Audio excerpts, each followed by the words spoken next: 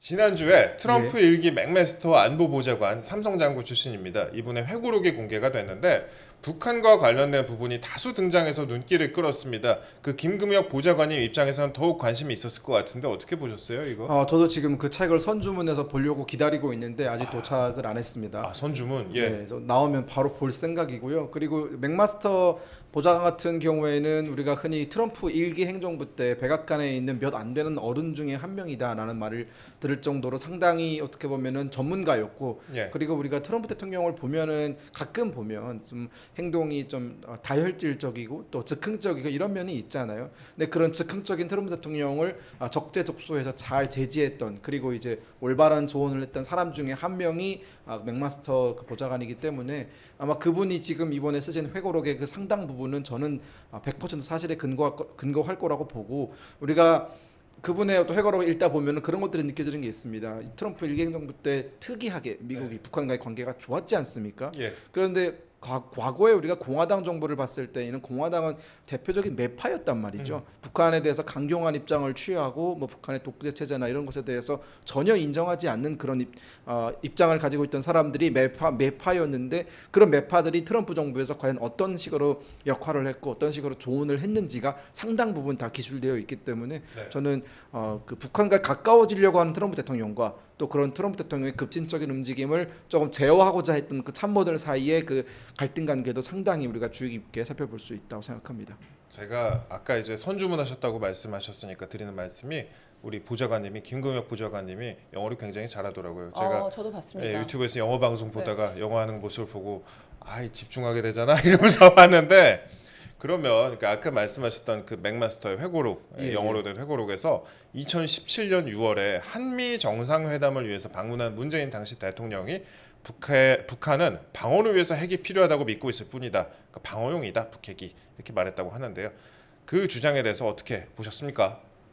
사실 그런 주장이 그때도 있었어요. 그때도 이제 문재인 행정부에서는 북한의 핵무기에 대해서 어떤 입장을 가지고 있냐라는 기자들의 질문에 약간 좀 두루뭉실하게 이런 식으로 넘어가는 듯한 그런 모양이 있었는데, 이번에 그 회고록을 통해서 확실한 문재인 대통령 혹은 문재인 정부의 그 북한 핵에 대한 입장이 공개가 된 거잖아요. 예. 자, 일단 우리가 이렇게 놓고 볼 수 있습니다. 핵을 가지고 있는 쪽은 북한이에요. 그리고 핵이 없는 쪽은 우리입니다. 예. 근데 문재인 대통령의 입장은 핵을 가지고 있는 사람의 입장을 대변하고 있는 겁니다. 공격용이 아니라 방어용이다. 우리는 오히려 핵무기에 그 대표적으로 노출되어 있는 그 핵 위협에 전면적으로 노출되어 있는 나라 중에 하나잖아요. 심지어 북한은 우리를 상대로 항상 핵 위협을 할 때 한 번도 방어적이라는 표현을 사용한 적 없습니다. 뭐 불바다로 만들어 버리겠다, 뭐 전면 침공해서 뭐죠? 어떻게 하겠다고 했죠? 뭐 완전히 뭐 평탄화 해버리겠다, 뭐 이런 식의 굉장히 도발적인 언사와 공격적인 언사를 사용을 해서 그 항상 뒤에는 핵이라는 수단을 사용해서 남한을 점령하겠다라는 의도가 다분히 깔려 있는 그런 태도를 보여왔단 말이죠. 그러면 우리는 피해자 아닙니까? 그런 위협에 놓여 있는 피해자. 네. 근데 어떻게 피해자가 가해자의 입장에서 그 가해자의 그 여러 가지 행동과 그 가해자의 잘못들을 변호하고 있는지 저는 참 이해가 안 되는 대목이었고, 마찬가지로 맥메스터 장군이 그 대목을 지금 회고록에 쓴 것은 본인 역시도 지금 문재인 대통령의 그 입장이 이해가 안 가기 때문에 아니 어떻게 한국의 대통령이 이런 말을 할 수가 있느냐라고 저는 기술을 했다고 봅니다. 예. 피해자가 가해자를 대변하고 있다, 이런 식으로 아니, 말씀하셨는데. 한 말씀만 더 드리면요. 예. 두 말씀 더 지금 하시죠. 과거에 우리가 그런 시각들이 있었어요. 북한이 핵무기를 보유한 것은 뭐 2000년대 초반에 미국이 뭐 이란이라든가 북한이라든가 뭐 이라크를 악의 축으로 지정을 했기 때문에 미국의 어떤 공격으로부터 자신들을 보호하기 위해서 만들었다라고 하는 것이 대표적으로 북한을 옹호하는 사람들이 가지고 오는 논리인데, 그러면 북한은 미국을 상대로 핵무기를 만들었다라고 보는 게 그 사람들의 시각인 거잖아요. 하지만 지금 북한이 현재 그 전선 일대에 배치한 그 전술 핵무기를 보면은 대부분의 전술 핵무기는 에이테킴스, 북한판 에이테킴스라고 하는 단거리 미사일에 탑재됐단 말이죠. 그럼 그 단거리 탄도 미사일의 사거리가 약 300에서 500km 정도라고 하면 우리나라 전역이 들어가는 겁니다. 제주도까지 들어가는 거예요. 그러면 우리를 상대한다고 봐야겠죠, 그 미사일들은. 그러면 우리는 핵이 없습니다. 근데 핵을 가진 북한이 단거리 탄도 미사일을 사용해서 그 안에 핵을 탑재해서 전술핵을 탑재해서 우리를 겨냥했다라고 하면은 그것은 방어용입니까? 공격용입니까? 다분히 공격용이죠. 왜냐하면 우리는 북한을 쳐들어갈 이유가 없잖아요. 우리는 핵무기도 없고, 근데 핵무기도 없는 우리를 상대하는 무기를 만들어 놓으면서 지속적으로 개발을 하면서 그것을 방어용이다라고 우기는 것은 참으로 우리 대통령이 할 말은 아니다라는 거죠. 최소한. 그 실제로 이제 북한의 김정은이 올해 초에 유사시에 핵 무력을 동원을 해서 남조선 전 영토를 평정하기 위한 대사변 준비에 박차를 가하라 이렇게 지시한 바 있습니다. 그러니까 문재인 전 대통령이 미국에 했던 주장하고는 정반대의 발언이 김정은의 입에서 나왔다. 그 말씀을 드리겠습니다. 당시에 뭐 북핵이 방어용이라는 문재인 전 대통령 주장에 대해서 미국 인사들이 반발을 했다고 해요. 뭐 펜스 부통령은 문재인 대통령한테 이미 북한은 서울을 겨냥하고 있는 재래식 포를 보유하고 있는데 왜 추가로 핵이 필요하겠느냐 이렇게 얘기를 하면서 우리는 김정은이 공격적 목적으로 무기를 사용할 가능성에 대해서 고려해야 된다 이렇게 반박을 또 했다고 합니다. 그렇죠. 예. 그리고 당시에 또 첫 정상회담부터 한미 양국이 대북 정책을 두고 이견이 있었다고 합니다. 뭐 ICBM이나 뭐 사드 재배치를 두고도 입장이 엇갈렸다고 하는데 근데 이제 제가 말씀드리고 싶은 게요. 맥메스터의 회고록에 따르면은 그 트럼프가 김정은과 만나면서도 핵 보유나 군사 도발과 관련해서는 기조가 상당히 강경했던 것으로 보이는 부분들이 있습니다. 당시 뭐 국무부 대변인의 정책집에서도 문 대통령이 북한에 양보하려고 했기 때문에 미국은 문 대통령을 싱가포르 정상회담에서 의도적으로 배제했다 이렇게 밝혔는데요. 우리는 양보하려고 했는데 북한이나 미국은 좀 아니었던 것 같습니다. 예, 그 부분에 대해서 좀 어떻게 보세요? 사실상 북한의 어떤 통남 복미 전략이 지금 통미봉남 전략이죠. 통미봉남이죠. 이게 어떻게 보면 미국과 통하고 한국을 억제하겠다라는 전략 아닙니까? 예. 그게 대표적인 북한의 전술이었고요. 미국 같은 입장에서는 당시 문재인 대통령이 미국의 뭐 동맹이지만 믿지 못한 동맹입니다. 예. 즉 이런 기류가 있었습니다. 한국과 미국 사이에 뭐 어떤 논의가 오고 가면 그 논의가 너무 북한이 바로 알게 되더라. 즉 한국과 미국 사이에 일어났던 논의들에 대해서 북한이 바로 알 수 있는 것은 일종의 북한에게도 한국이 정보를 넘겨주는 것 아니냐라는. 그러니까 이것이 어떤 뭐 그때도 사실 그런 의심이 있었고요. 그리고 실질적으로 ICBM 얘기가 나와서 하는 말이지만 문재인 전 대통령이 이끌던 그 당시의 청와대는 너무나 철저하게 북한 쪽 입장을 변호했단 말이죠. 우리가 한때 한 5년 동안 북한에서 발사한 미사일을 탄도미사일이라고 부르지 못하던 시절이 있습니다. 미상의 발사체라고 사용했거든요. 맞습니다. 그 미상의 발사체라는 표현은요 군사 용어에 그런 단어는 없습니다.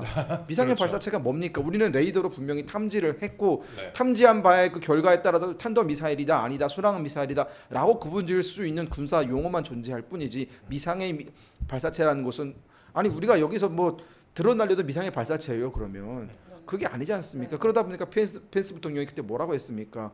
당신들이 그걸 ICBM이라고 인정하지 않는다 하더라도 그게 ICBM이 아닌 게 아니다. ICBM은 ICBM일 뿐 우리가 이걸 그렇게 부를 준비가 되어 있지 않았다라고 정의용 안보실장 얘기하니까 꾸짖은 거 아니에요. 부를 준비가 되어 있지 않든 되어 있든 북한이 ICBM 발사한 사실은 변하지 않는 건데 너네 입장에 왜 그런 거냐라고 할 정도로 동맹이지만 그 동맹 안에서 상당한 균열이 존재했다. 그리고 방금 기자님께서 말씀하셨지만 트럼프 1기 행정부 때는요. 제가 느낀 바 그리고 제가 여러 가지 경로를 통해서 취재한 바에 따르면 트럼프 전 대통령은 북한에 대해서 상당히 뭔가 하려고 하는 의욕이 넘쳤던 반면에 당시 백악관의 어른들이라고 부르는 펜스 부통령이라든가 맥메스터라든가 그 이런 사람들이 사실 볼튼이라든가 이런 사람들이 트럼프의 이런 여러 가지 돌발적 행동들을 상당스럽게 억제했고 그리고 본인들이 가지고 있는 프로세스에 의해서 북한을 옥죄고 북한의 어떤 양보를 받아내는 그런 전략을 구사했다. 그렇기 때문에 트럼프 대통령은 이들의 오더를 따랐을 뿐이다라고 설명을 드리겠습니다. 예. 네. 제가 한번 궁금했던 부분이 있었습니다. 싱가포르에서 과거에 그 김정은 그 뭐 셀카 같은 걸 찍었고 올리기도 했었잖아요. 그 당시에 그런 사진 봤을 때나 아니면 또 이제 판문점에서 또 회담을 하고 그런 영상들이 또 있었잖아요. 뭐 판문점을 건너가고 이런 부분들이 있었는데 그때 보좌관님은 그런 거 보실 때 뭐 좀 잘 될 것 같다 이렇게 생각을 하셨어요? 아니면 안 믿으셨어요 그때도? 저는 참 그때 분위기가 지금도 생각납니다. 그때 뭐 거의 뭐 전 국민의 60-70% 정도가 문재인 대통령을 지지하던 시절이고 또 그런 남북의 뭐 흔히 말하는 소위 그 훈훈한 분위기 덕분에 뭐 많은 사람들이 기대를 하고 있던 시절이지 않습니까? 뭐 도다리 회담도 있었고 뭐 연예인들이 그렇죠. 건너가서 노래도 하고 뭐 이선희 씨가 노래도 하고 이러면서 훈풍이 불던 시절인데 저는 그 훈풍이 훈풍 같지 않았습니다. 북한의 어떤 전략이라든가 북한이 기존에 가지고 있던 남한에 대한 여러 가지 인식 이런 근본적인 변화가 동반되지 않았었고요. 철저히 북한은 본인들의 이익에 의해서 어떤 본인들의 어떤 실리에 의해서 남한을 이용하고 있고 우리는 꼭두각시 역할을 하고 있다라는 느낌을 정말 강하게 받았었고 제가 홍준표 대구시장을 그렇게 좋아하진 않지만 당시 그래도 홍준표 대구시장의 말이 일리가 있었다고 생각을 했던 것이 네. 홍준표 대구시장은 그 상황을 굉장히 정확하게 잘 봤잖아요. 네. 그러니까 어떻게 보면은 이런 북한의 그런 광대극에 우리가 놀아나는 것이고 철저하게 우리는 벌어질 것이다. 그리고 이런 평화 쇼 이런 것이 사실상 우리의 어떤 근본적인 평화를 이룩하는데 전혀 도움이 안 될 것이다 라는 시각으로 말씀을 자주 하셨는데 저는 그 의견에 동의를 했고 왜냐하면 결코 우리는 북한이 원하는 것을 줄 수 없습니다. 그리고 북한이 원하는 걸 줄 수 있는 건 미국뿐이에요. 북한이 우리한테 원하는 것은 지금 뭐 이런 거지 않습니까? 대표적으로 지금 정전협정을 평화협정으로 바꾸고 근데 대한민국은 정전협정에 그 사인한 그런 국가가 아닙니다. 그러면 그 정전협정의 키를 가지고 있는 건 미국이죠. 그러니까 북한은 철저히 대한민국을 돌다리로 활용을 해서 미국과의 어떤 협상이라든가 이런 뭔가 본인들이 미국에게서 원하는 것들을 얻어내기 위한 지렛대로 활용을 했지 그 지렛대의 활용이 우리한테 어떤 근본적인 이익을 가져다 준 것은 전혀 없었다. 그게 결과로 나타나는 것이 결국 북한이 한국을 지렛대로 활용했을 때 딱히 얻는 실익이 없다라고 느끼자마자 바로 한국한테 화를 내고 손절하고 남북 공동 연락사무소 폭파하고 삶은 소대가리 이런 얘기 하는 거 아니겠습니까? 네. 저는 그때를 우리가 좀 교훈으로 삼아야 된다라는 생각이 듭니다. 그때를 교훈으로 삼아야 된다 말씀을 하셨습니다. 그러면 저희는 지금부터 좀 국제 정세에 대해서도 좀 질문을 드리도록 하겠습니다. 최근에 이제 북한이 러시아 우크라이나 전쟁에 있어서 이제 러시아의 무기를 상당히 많이 이제 제공을 하고 있는 그런 상황 아니겠습니까? 근데 그와 관련해서 이제 최근에 뉴스가 나오고 있는 부분이 국제 형사 재판소에 김정은을 세울 수 있느냐 이 부분인 것 같아요. 예. 그 국제 형사 재판소가요. 푸틴 그 러시아 대통령에 대해서 그 체포 영장을 발부를 했습니다. 근데 우크라이나 전쟁과 관련해서 전범이다 이런 건데요. 북한이 러시아에 그 각종 무기를 제공을 하고 그 푸틴을 공범으로 그 국제 형사법적 책임을 지어야 되는 거 아니냐 이런 목소리가 나오고 있는데요. 요거에 대해서는 어떻게 생각하십니까? 사실 국제형사재판소는 상징적인 기구죠. 그렇죠. 그러니까 그 국제형사재판소에 기소가 되었다고 해서 재판이 절차가 진행되는 건 아니고요. 어디까지나 권고 사항이고 또 어디까지나 그 가장 한계를 가지고 있는 것이 구속력이 없습니다. 그러다 보니까 사실상 국제사회의 여론을 이제 보여줄 수 있는 거죠. 그러니까 푸틴 대통령이 지금 우크라이나에 대해서 침략 전쟁을 일으킨 주범이기 때문에 그 어떤 침략 행위에 대해서 단죄한다라는 의미는 있겠습니다만 실질적인 어떤 처벌로 이어질 가능성은 저는 제를 수렴한다고 보고 하지만 의미는 분명히 있는 것이죠. 왜냐하면 푸틴이 지금 내세우고 있는 여러 가지 뭐 논리들이 그러니까 그 우크라이나 전쟁에 임하는 러시아의 논리가 모두 맞지 않고 그리고 분명히 국제사회는 이 러시아의 침략 행위에 대해서 단죄하는 그런 그 단결성을 가지고 있다라는 점에서는 저는 의미가 있다고 보고 같은 선상에서 김정은 국무위원장 뭐 김정은에 대해서 지금 국제형사재판소에 세워야 된다는 얘기가 이번에 처음은 아닙니다. 그렇죠. 가장 처음 등장했던 건 2014년 그 유엔 북한 인권 보고서가 공개가 된 이후에 이제 유엔이 깜짝 놀라는 거예요. 국제사회가 그 전까지만 하더라도 북한에서 일어나는 여러 가지 인권 침해라든가 그런 것에 대해서 증언은 있었지만 확실하게 국제사회가 뭔가 단죄한다거나 그런 흐름까지는 가지 못했었는데 2014년에 처음으로 대북 인권 보고서 유엔 차원에서 이제 조사한 인권 보고서가 공개가 된 이후에 정말 엄청나게 두꺼운 분량이 공개가 됐어요. 그렇죠. 올해가 10주년인데 그래가지고 그때 이제 그 어떤 북한에서 일어났던 다양한 인권 침해 사례 그리고 그 인권 침해 사례에 구체적인 책임은 김정은에게 있다라는 것이 명시가 되면서 국제형사재판소에 올라가긴 했는데 그 세워야 된다는 목소리가 있긴 했지만 결국은 중국이나 러시아의 반대 때문에 이제 유야무야된 그런 사례가 있고요. 이번에도 마찬가지로 뭐 중국과 러시아는 분명히 반대를 할 겁니다. 하지만 김정은을 똑같이 그 러시아 그 우크라이나 전쟁 그 푸틴의 침략 전쟁에 동조한 범죄자로 그 네이밍을 하는 것은 어떻게 보면은 이런 전략은 네이밍 쉐이밍 전략입니다. 지목을 함으로 인해서 부끄러움을 느끼게 만든다. 이 네이밍 쉐이밍 전략을 국제사회가 잘 구사하고 있다라고 저는 보고 있습니다. 그 미국 국방부 대변인도 북한은 러시아 불법 침략의 공모자라고 했는데 북한이 그런데 이렇게까지 그 러시아 우크라이나 전쟁에 깊숙이 참여하면서까지 러시아와 밀착하는 이유 이거는 뭐라고 봐야 될까요? 현재 저는 뭐 여러 번 말씀드렸지만 러시아에게 지나칠 정도로 집착하고 이렇게 밀착하는 모습은 김정은 그리고 특히 북한이 과거에 가지고 있던 그러니까 친중 노선에서 완전히 탈피해서 이제는 그 자신들의 마스터를 뭐 그런 러시아로 옮기겠다라는 예. 뜻이거든요. 아. 여러 가지 다양한 배경이 있습니다. 예. 그러니까 2019년부터 사실 북중 관계는 여러 가지 문제가 있었어요. 2019년 우리가 예. 지금 현재 표면적으로 드러나는 것들 때문에 올해부터 안 좋아진 것 아니냐라고 보시는 분들이 많은데 사실 북중 관계의 이런 변화된 조짐은 2019년부터 존재를 했고 그리고 중국이 근본적으로 현재 북한이 원하는 것들을 전혀 들어주지 않고 있습니다. 그러니까 지금 중국 같은 경우에는 미국의 어떤 그 여러 가지 경제적인 압박과 압력으로부터 벗어나기 위해서 북한을 지나치게 보호하고 또 북한의 입장을 대변해주던 그 과거의 스탠스에서 조금 한 발자국 떨어져 있거든요. 그러네요. 그리고 예. 중국은 근본적으로 대북 유엔 제재 결의안 2017년에 만든 모든 해외에 파견되어 있는 북한 근로자들을 북한으로 돌려보낼 때 대한 그 대북 결의안을 이행하려고 합니다. 그러니까 뭐 이게 얼마나 이행을 하는지의 여부는 좀 우리가 따져봐야겠지만 러시아보다는 이행하려는 노력을 보여주고 있다. 예. 쉽게 말씀드리면 현재 북한이 엄청난 캐시카우로 여기고 있는 중국에 나가 있는 약 10만 명에서 13만 명에 달하는 그 북한 근로자들을 그 비자를 연장해 주지 않고 비자가 끝난 기한이 완료된 사람들 같은 경우에는 대부분 다 북한으로 들어가라고 북한에게 강하게 요구를 하고 있거든요. 네. 그러니까 북한이 이거 가지고 한 3년 동안 중국과 협상을 했어요. 예. 이 사람들이 너무 대고 들어오게 되면은 발생할 수 있는 문제는 두 가지입니다. 첫째, 이들을 수용할 수 있는 공장 시설이 북한에는 없습니다. 일단. 둘째, 이들이 중국에서 벌어들이고 있는 그 캐시는 엄청난 양이거든요. 아, 그렇죠. 네, 자금 세탁이 완벽하게 된. 하지만 그것이 일시에 끊기게 되면은 김정은의 통치, 자금 운영에도 큰 문제가 생깁니다.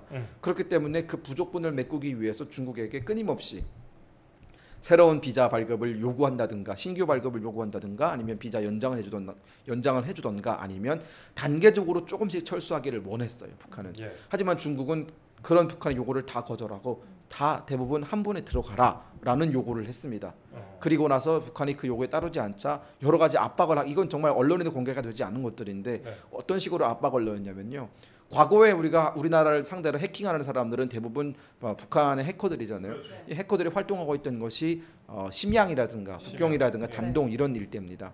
근데 여기에 나가 있는 북한 그 회사들, 그러니까 위장 회사죠. 회사들의 이제 압수수색을 중국이 하기 시작한 겁니다. 왜 제대로 중국 법을 지키지 않느냐라고 하면서 해킹에 대한 책임을 물은 건 아니지만 중국 국내법을 지키지 않았다라는 다양한 국내법을 북한은 어겼거든요. 이것에 대해서 책임을 묻기 시작하면서 압박을 넣은 거죠. 다음번엔 우리가 다른 식으로 건드릴 거야라고 압박을 넣다 보니까 북한이 이제 화가 완전히 난 거예요. 네. 중국이 어떻게 우리한테 이럴 수가 있느냐라고 하면서 그 출로를 찾지 못하고 허둥지둥하던 찰나에 러시아 우크라이나 전쟁이 터지면서 러시아가 무기가 부족해지기 시작한 거죠.